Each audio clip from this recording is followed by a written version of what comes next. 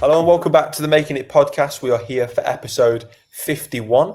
Dan found that really amusing. We are back, and it's nearly the end of season 1 for the Making It podcast. 2025. It has been an amazing year.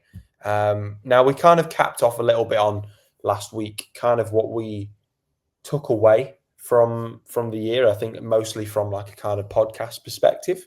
But Dan, it's good to have you back, my friend. We're not quite on the last episode of the year yet. We did have to quickly just refresh our minds and remember there is still one more episode on New Year's Eve coming out next week for you at 10 in the morning on Tuesday. But Dan, welcome back. How's your week been? It's been good. First week back at home, which is crazy because it feels like I've been here a lot longer than that. But it's been nice, and I guess when I say that, it's like coming home. It's like you kind of absorb yourself back into it. The first day, like I spoke about in the podcast last week, is like it's a bit weird, that transition. But as soon as you're back really. It's been nice to see people from home again. It's been nice to be in the pub.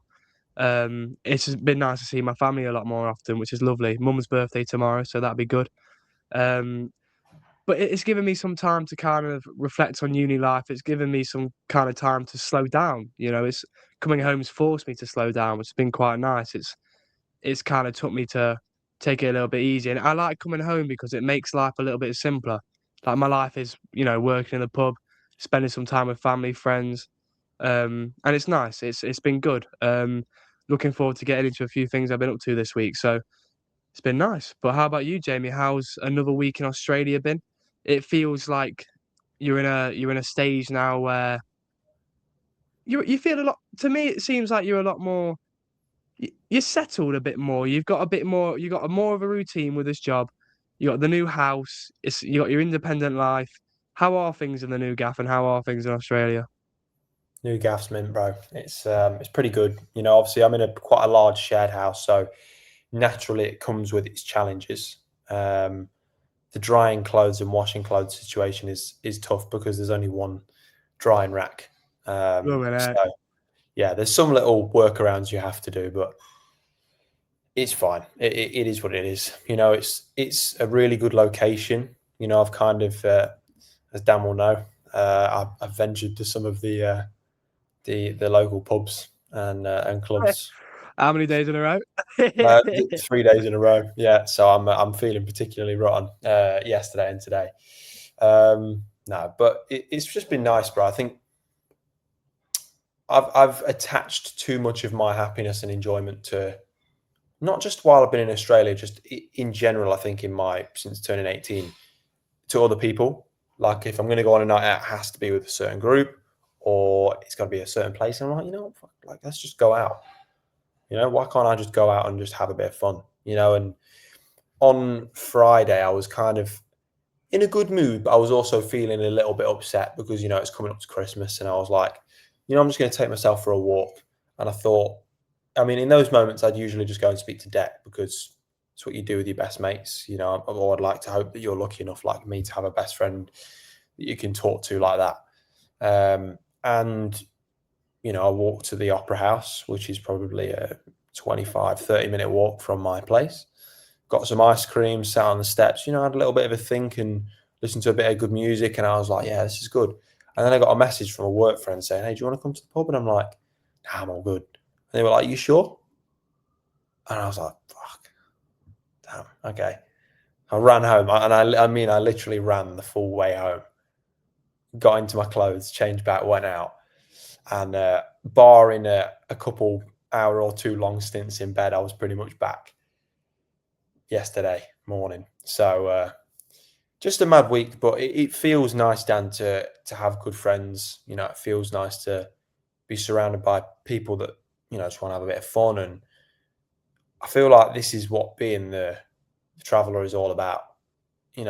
Like just having a bit of fun. And obviously now my finger's better, and I'll give you a little view in there. Now my finger's better, I can actually go back to work as well. So I feel like everything I was worrying about a little bit it's kind of come to end this week. So bit out of my comfort zone, but I'm loving every minute, bro. So it just feels good. Awesome, mate. But isn't that kind of a bit of a telling because it's kind of a sign that you're feeling a lot more settled because you can now spend a couple of days out of the house on nights out. Like you're no longer really like, forgive me if I'm wrong, but you're no longer really worried too much about what's going on at the nest. You're kind of you're a bit more free now. You're flying a bit more. You're going out, and you've always spoke about wanting those nights out, and you've now had a 3-day bender. So it's quite nice to see that you've flourished a bit more, which is lovely to see. And I know you've had those nights out, which is what it's all about. And you'll always laugh at that weekend now. Bro, um, always, forever. So but you funny. mentioned Christmas time, and I want, especially with it being Christmas week this week. This is the first ever time the podcast has been in a Christmas week. Um, what does Christmas time mean to you? And how, I know you touched on it, but how does it feel being out in Australia? Let's dive into that a little bit because I can imagine that's not easy. And I know the day's not come around just yet, but how are you finding it being away from home, and what does Christmas mean to you? Well, first of all, I just want to say that like I don't feel Christmassy at all. So, in all honesty, Dan, I've not listened to a single Christmas song right now. It feels like summer to me. So, people are coming around, hey, you feeling in that festive spirit? I'm like, what? It feels like July to me. Like I feel like I'm more ready for my birthday than I am Christmas. It's been hot. It's been 40. It was like the hottest day Sydney's had since the 50s the other day. It was 42.5 degrees. Um, how do you feel Christmassy in that? I don't know. It's just a weird thing for a lot of the Europeans that I work with and stuff to kind of come to terms with. Like, what? How is this? How is this Christmas? Um, Obviously, the not being with family stuff as well makes it a bit more difficult to kind of get into the festive spirit. And as you get older, you don't enjoy Christmas as much because Christmas becomes about other things. It goes from being about having presents and dinner with family and seeing people you don't see all the time to work or missing someone, because that's the reality of Christmas. Christmas is a beautiful time, but unfortunately in my life I know that the table that we sat around got smaller, a few times throughout the last 10 or so years. And it does become a remembrance celebration as much as it becomes a celebration of festivity. So I think it's really it's important we kind of remember the people that we did also used to spend it with, and make the most of the people that we get to spend it with now. And I will never take Christmas for granted ever. And being out here kind of makes me remember why I can't take it for granted, because I miss my family. I miss everything. I'm really fortunate that the people I work with are going to be hosting a couple of parties and, things for people that are on working holidays so that like we don't feel so alone. Um, I don't know what me and Deck are doing, to be honest. We've not even really spoke about it.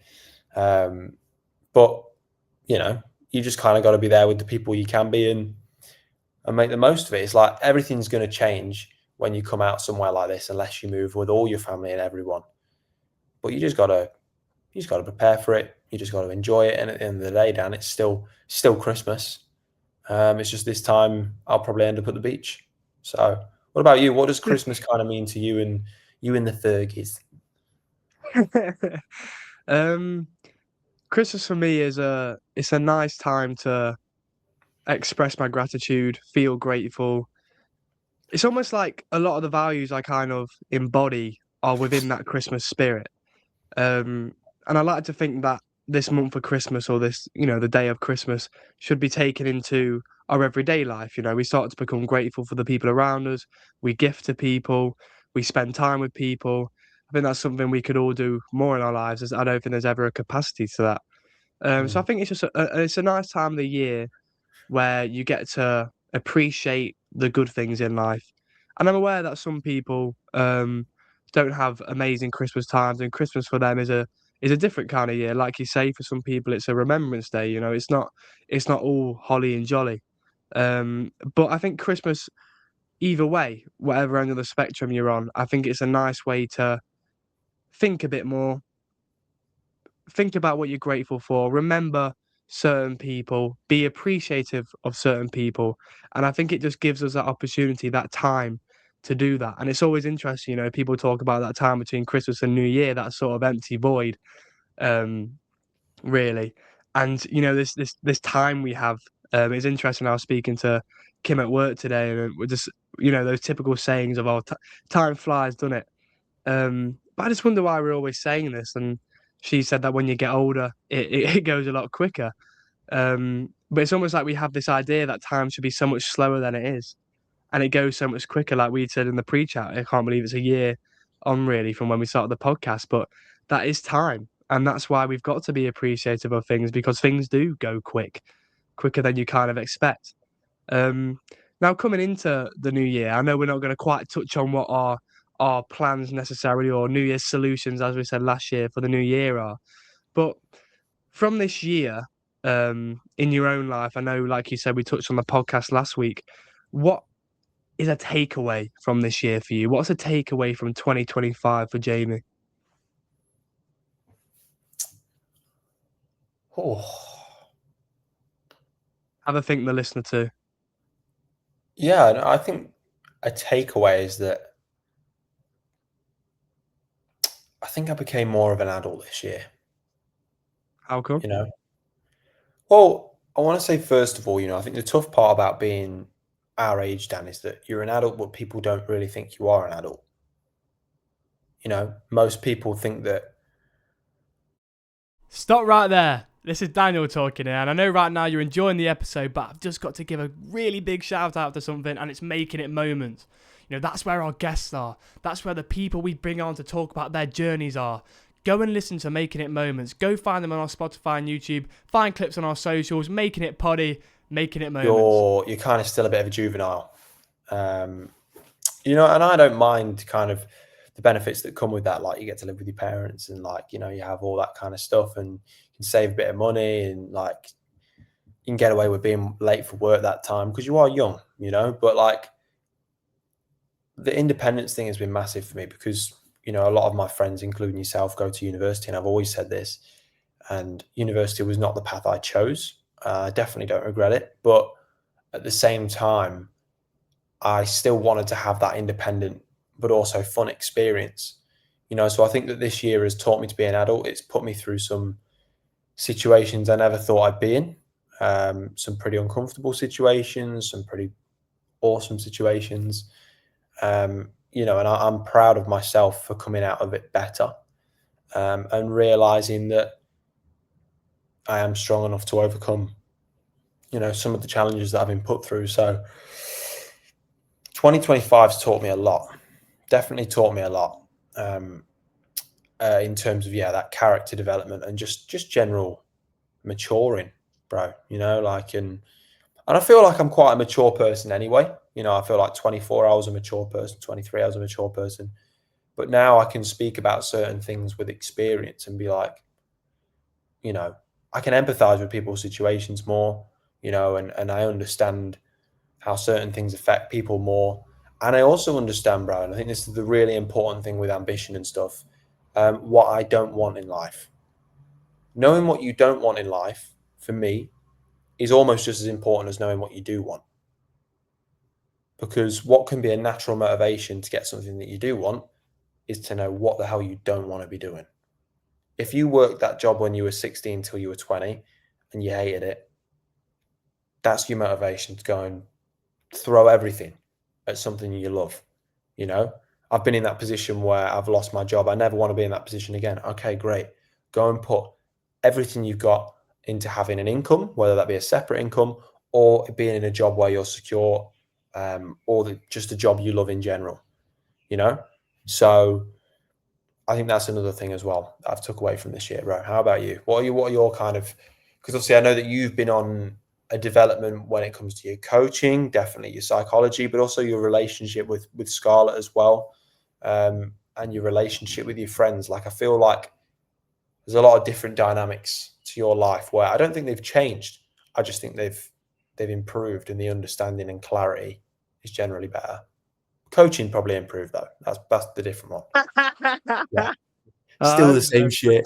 No, Oh man, it brought a smile to my face to hear you say that, because that's the exact same thing I was kind of feeling. It doesn't feel the only new thing kind of really is the podcast. And I remember at the end of last year, I was in bed one night and I was thinking to myself, I'd love to do a podcast next year. And I was thinking of just doing one on my own until a special Jamie Martin dropped me a message saying, you fancy doing a podcast? And that's when I was like, yeah, now this makes sense. And we had that coffee chat and making it happen. But yeah, I completely agree. And like we spoke about with the campfires once, where we said, instead of adding new campfires, can you just put more coals into the ones you already have? I feel like that's the kind of journey I've been on lately, especially over this year. I've just been putting coals into the fires I have going on right now. That being what you said, the coaching, my relationships, friends, uni, sports psychology. And it's been awesome. It's been cool to kind of let those plants grow even higher. And I think for me this year, in terms of my development and what I've took away, and I know it relates to what I said about the podcast last week, but I'll touch on it in a bit of a different way, is that openness. And with all those campfires, so to speak, that I have, I feel like being open and being curious and not being shut off has allowed me to grow. You know, you think of a plant, if it was shut from the sunlight, it wouldn't be able to grow. And I think we have to be open to that light. We have to be open to that sunlight, whatever direction in the day it's coming from. Because, you know, I've noticed myself a lot of times, and I see it with my with my younger brother sometimes, I'm sure he won't mind me saying, but a lot of us want to be right a lot of the time. You know, you might suggest something to someone and they think the other way. I know I've been there before. And I think there's a lot of acceptance and understanding in that. I feel like through the big takeaway I've took, I think, from this year is the understanding of myself, is the understanding of other people, is being open to that understanding, is accepting other people, is understanding that I'm on a different journey to other people are on a different journey for me. Though a lot of people have different contexts, a lot of people have different experiences. And I feel like you do become a better, more, I'm not saying I am, but you can become a better, more round person for doing that. Be more open and understanding about people, not being shut off to what other people are thinking. But it's like, it's such a funny example, but my brother comes in the kitchen today and I'm making our dinner and he sees me put a bit of salt into the pan and he goes, should have put a bit more salt in that. And like at first I was thinking, what's brother being critical, man? I'm making him dinner. But then I thought, you know what? I put a bit more salt in.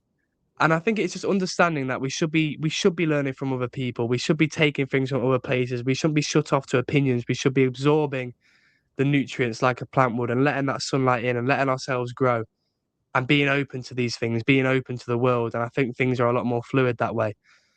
Now, I don't know if that was a lot of gibberish, but I guess what I'm trying to say is my takeaway from 2025 is being open, being accepting, and being understanding. And I feel like those three things are very important to me. But just another thing as well, and you know, it's interesting. I just brought around a present to my mate Riley. It's his 21st tomorrow. And you know, he messaged me and he was like, "Oh, like I really appreciate you dropping the present, and like you're a legend for doing that." And it was interesting because I kind of sense a bit of an element of surprise. It's like, which is nice. I want to be able to surprise my mate, but it's almost like we don't have enough of that in the world. I'm not trying to big myself up in any way, but I don't know if a lot of people care enough about others.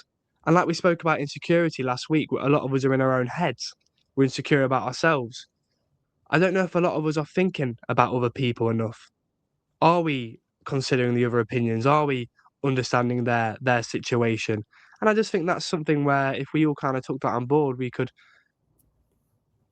be better people. We could live in a better world. And something I took into my football this year was the care framework. And that word to me is so important because I think that's something we should all take on board a little bit more.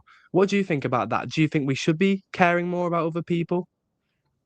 I mean, yeah, you know, like that's people say that's what Christmas time's about, you know, caring for people. But I think I think sometimes we put actions into occasions a little bit too much. You know, I feel like Christmas is the time of giving, it's the time of loving your family. Why do you only message that friend or that family member you haven't seen for a while at Christmas? You know, there's 364 days to go and do that, but you wait till Christmas. It makes no sense. It's, with the greatest respect and not to sound like the Grinch, it's an artificial construct. Christmas. It is. But Christmas is just an event that some group of blokes, the pagans or whoever it was, decided, hey, this is going to be when we're going to celebrate this religious thing. The Christians, and then people introduced Christmas trees and all this kind of stuff. And it was the time of giving. I almost think it's kind of an excuse to not give throughout the year, though. And not everyone's like that, because I think you are quite a good person, Dan, very charitable and very kind to your friends. So I think that's a good thing that you do. But I just feel like you don't have to give your mates gifts necessarily, but we just need to just reach out to people more. Just messaging someone and asking if they're okay. That's a massive one for me, because it takes no time. So, when someone, unfortunately, when someone takes their own life, or when someone, is feeling depressed and something happens to them, people always go, oh God, I wish I'd just text them. Don't just wait. Don't just wait. And I think it's not just about something quite as serious as that, but I'm saying in general, like, I think we should be more caring and loving all year round, because, people, your mates, they need a hug. Even when they're at their absolute happiest and best, still give them a hug and support them, because they're your mates. And at the end of the day, I think you should be consistent with your care. That's what I think you should be, because the good people in your life deserve it. And, life gets tough sometimes. So be there for your friends, not just because you want something out of it, but because you genuinely love them, Yeah, I completely agree, bro. Completely agree. And that's what I wanted to get across, what you just said there when I said we should take away some things from Christmas into our everyday lives. And, when you do get that random person pop into your head, reach out, because even today I had my mate Nathan from up at uni, who I coached last year. He just sent me a message today saying, oh, just checking up on you, mate. Hope you're well. I know you're always checking on others. Just wanted to check you're all right. And he said, love you, mate. And you know what? It feels really nice when someone does that. And why not be a person to do that for someone else? There's nothing better. And like I saw on Instagram today from Gary V, as I mentioned before, I mentioned him a few times, is give with no expectations of a return, and you'll feel so much happier for it. I never forget when a couple of friends said, "Oh, people only give because they know they're going to get something back in the end." That's not true. The giving back is the feeling of the giving. You don't have to have anything back in general. And I think something else I wanted to say I took away as well, and something I know we speak about sometimes, is people in your life who may be doing something which you may not particularly agree with, or they're on a different journey, a journey you may not take. Maybe don't feel like you need to tell them they're wrong. Maybe try give them a bit of your understanding, but understand that people will learn their own lessons, and try not to get angry about what other people are doing because it's their own life. I think that's a dangerous game to play, where you're getting angry about other people's actions, because that's an uncontrollable. Now, a friend who listened to the podcast last week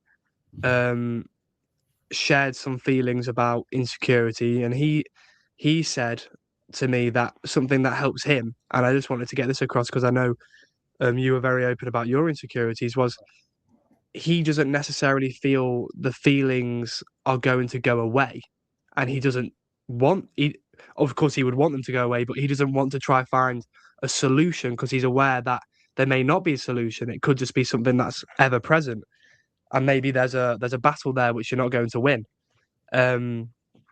He said it's just nice when he notices he feels insecure. There's just certain things in the moment or around that period of time where he can do a few things to make him feel a little better. His example was have a haircut. I know you can't have a haircut every day.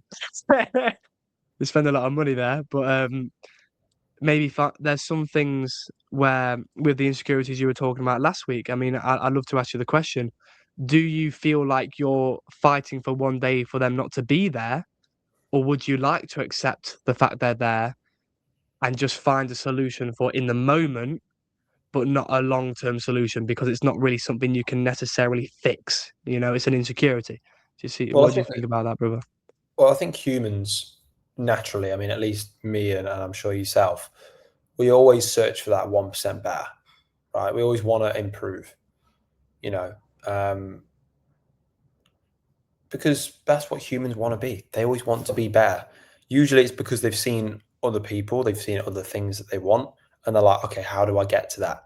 And so then they do something. They're like, okay, well, I want to be better. I want to look better. I want to smell better. I want to dress better. I want to do all these things. And every day it's just better, better, better, better, better. And you're always beating yourself up a bit because you're like, well, I want to be better. But you don't look back and realize that yesterday you were 1% better than the day before. Maybe more. I can guarantee 1% better than the day before because you're experienced. You might not think it, but every day that you're living, you're experiencing. And in my opinion, that makes you 1% better already because you've got an extra day of life, an extra 24 hours of knowledge, 24 hours of experience, 24 hours of pain or anything. You're more well-rounded as a person just for living another day. And I think that when it comes to the whole insecurity thing, I don't think it ever will go away. But the reasons for it and all these things will change. And they change through improvement. They change through change of lens, of perspective. And I think that's life. But it is nice to hear from yourself that we did have someone that, kind of took something away. Because like I've always said about this podcast, Dan, this podcast isn't us telling you how to feel. It is about us telling you how we feel. And then it's your journey. If you're feeling the same, I think it's really important that you recognize it, and you don't have to message us and tell us, but you just recognize it internally. And like I said to you, I think that sometimes people go, it's all right because everyone feels like that. That doesn't bring me a lot of like relaxing or solitude. That doesn't bring me much.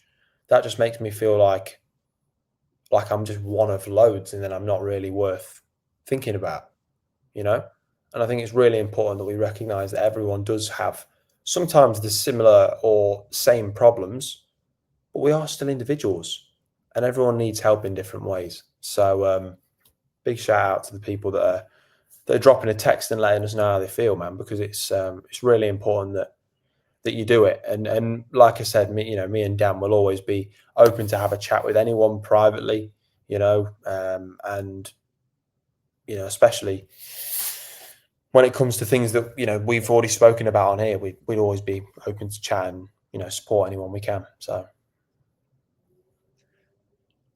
and if anyone was ever listening and felt like they wanted to share some thoughts to the extent they'd like to come on and maybe be open about a few things, and that platform is always available. Just one last thing I wanted to touch on personally was, it feels like you're saying, it's almost like you don't want to be told, oh mate, well, don't worry, everyone's feeling that way. And maybe I was coming from that perspective a little bit last week when I said, well, everyone else is in their own head. Like, you don't need to worry too much about yours. I guess the perspective I was coming from was, you're probably often thinking about what other people are thinking, but I guess my perspective was the other people are probably thinking about what you're thinking. But that idea of what you were saying about, if someone says, oh, everybody else is feeling that way, you don't feel understood. You don't feel like you've been heard. And I feel like a lot of us, when we do open up, and that's another thing to perspective, if yes, be open, but what if someone's being open to you? How do we act then? And I think people just want to be heard. Just listen to them. If you can tell someone's opening up to you, just let them speak. Often they'll carry on because there's a few things they want to get out. They've been bottling up. Let people know that you're understanding them. Tell them that you're understanding them in a way of, ask some questions, be curious about what they're being open about. Almost relay what they're saying so they know you've understood them. That's something I heard before. And I think, like you're saying, you don't want to feel like, oh, but everyone else is feeling that way. Because then you don't feel like nothing's happened there. You've just been told, oh, you're just like the rest of them. yeah. What about me? I want to understand myself more. So if you want to help someone understand themselves more, why don't you try do that by understanding them yourself?